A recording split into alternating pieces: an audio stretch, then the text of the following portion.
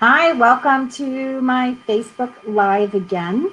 I'm glad you could join us again today. I'm hoping there'll be a few people popping on here with questions and stuff today.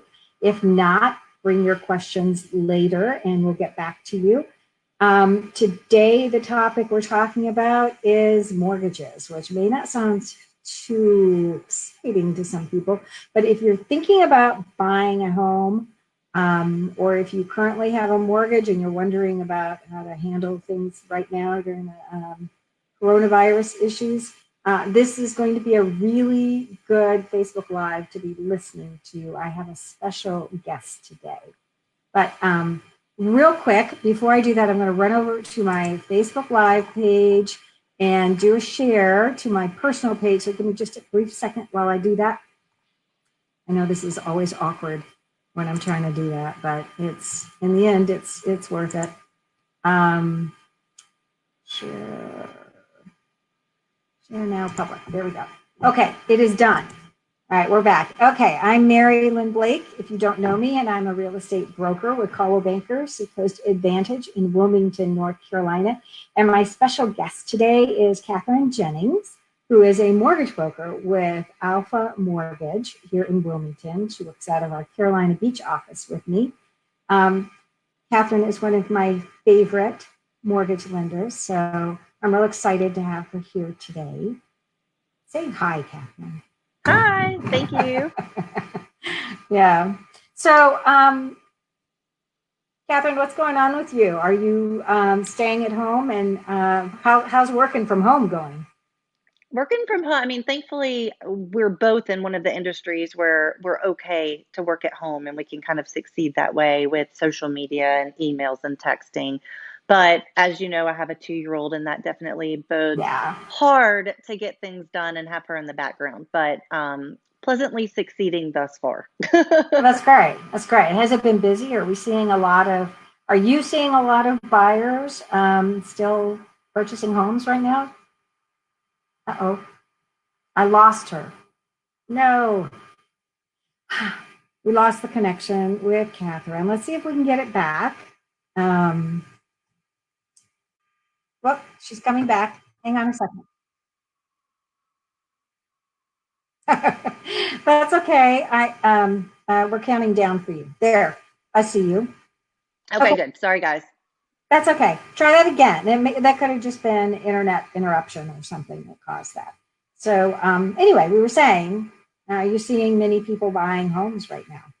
Yeah, I'm actually surprised because when all of this kind of came to light, I definitely am not going to lie. I expected people to kind of back out of homes to have that scare tactic and for people not to want to go out and actually look at homes, given that, we're supposed to stay home. But again, pleasantly surprised. I haven't had anybody, knock on wood, back out that's in my pipeline. My pipeline hasn't That's great. really, yeah, it hasn't really gotten any worse. I still have contracts coming in. So, thankfully, I think people know that this is going to end. So, you know, Right. I- Oh no, losing her again. I think it's the internet else, connection. What you oh, can you you hear you me? froze? Yeah, I can hear you again. You froze there. I Okay. think it's the connections. Yeah, sorry. It's okay. Well, so it's probably my internet connection, so I apologize. But yeah, I mean, pleasantly surprised. It's going just as normal. I mean, and I hope that it stays that way. Well, good. So, how are you handling the social distancing issues and the CDC guidelines? You're dealing with the So public. yeah, so for me, I can't really, or I mean, I have made a couple of, kind of exceptions to meet with clients, but I haven't. I think that's like literally maybe two in the past month. So basically, we've been doing e-signatures. Everything pretty much now in my industry can be e-signed. So dealing online, doing FaceTime, doing Zoom. And attorney offices have been actually really great. So what they're doing is the client's going to actually drive up. Either they give the docs in the car and they have a notary come out and take it back and forth, or they literally are only having one client at a time in the office, going into the conference room, sitting apart and getting stuff done. So I think we're actively just being cautious of what we're Hmm. doing and being careful. But it's worked thus far. So, Okay, that's mhm. great. Yeah. Um, so, Kathryn, I've been seeing some things in the press that's talking about a little bit of an upheaval in the mortgage industry right now. There was an Mhm. article that came out recently that said Chase Bank was going to be requiring a 700 FICO score and 20% down to issue to do any mortgages. So I was kind of wondering if you could talk about that, what you're seeing happening in the industry, and how Alpha Mortgage is handling things. So Alpha, we're a correspondent lender. So basically, just what that means is that we do everything in house and we fund our own loans, but we also work with, you know, no, I was getting ready to say hundreds, not hundreds, but probably 20, 30 different lenders. So, yes, you are right. So, a lot of banks, I mean, are getting a little bit weary. Some have backed out of government lending completely. Others have raised their credit score requirement. I don't think it's going to stay like that forever, but this is uncharted territory that all of us are going through. And with that being said, I think some banks are going to get a little bit scared about people maybe losing their jobs, not being able to make their mortgage payment.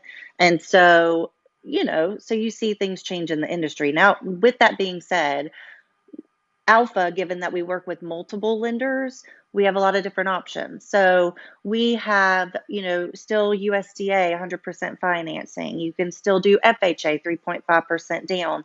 We still have programs down to 620 credit. So currently, we have all the same programs that we did before this coronavirus happens. Now, is that going to change in the future? Possibly.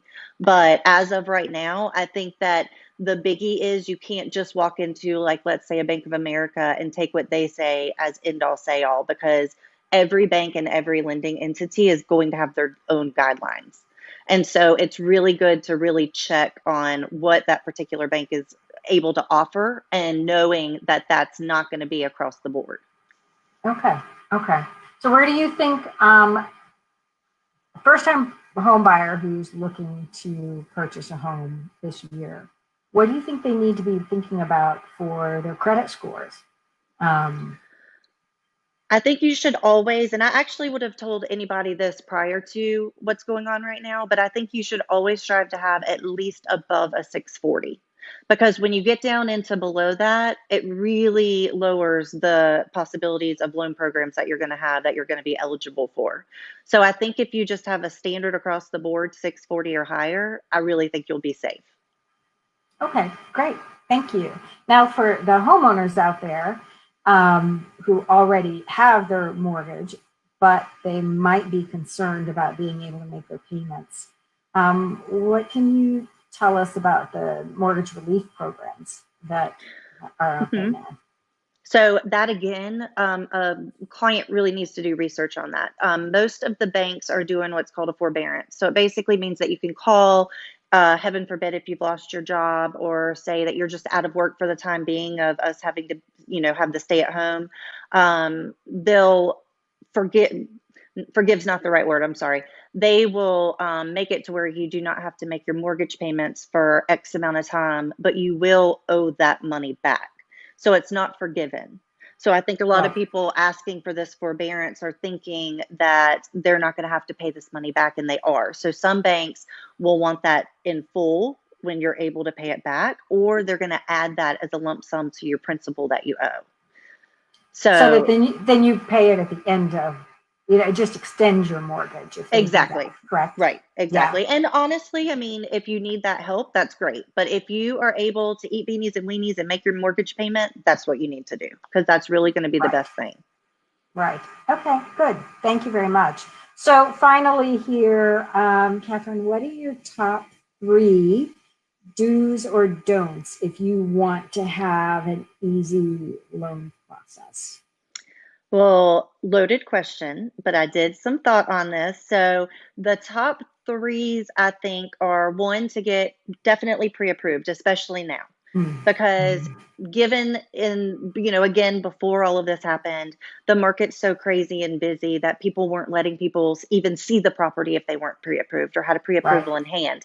So That's right. now, because the industry has definitely changed and just what we just spoke about, you definitely want to make sure if you have to, wait a month to get your credit up to where it needs to be, or if maybe you thought you could do one loan program, but now you're in another. So, I mean, it's definitely, 100% the most important thing is to get pre-approved right now and to know your options.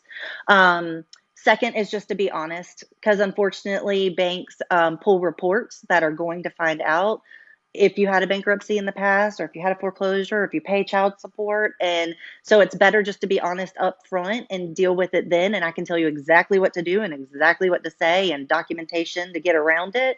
But if you don't and it pops up halfway through, then that's just the worst case scenario for a loan process. The third probably is just getting docs on time. So, if I ask you for pay stubs, just try to get it as soon as possible, because it's going to delay.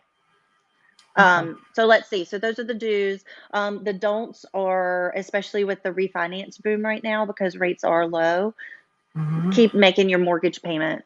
Even if you're in the middle of a refi, don't not make your mortgage payment. You will still skip one mortgage after you close, but there are circumstances where maybe an appraiser is delayed with getting out there, or, something to where we don't want you to be late on a mortgage.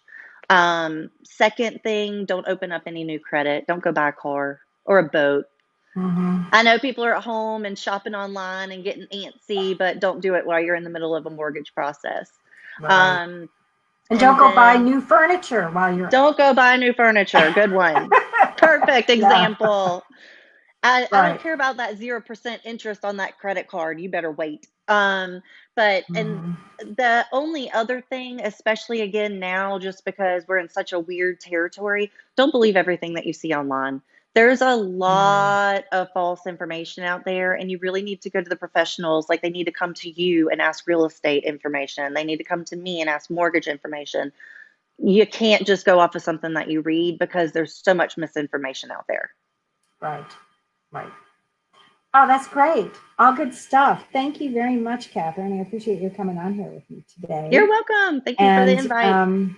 Yeah, I'm going to put some information on here that has Kathryn's contact information. And well, that was interesting. Not quite what I wanted.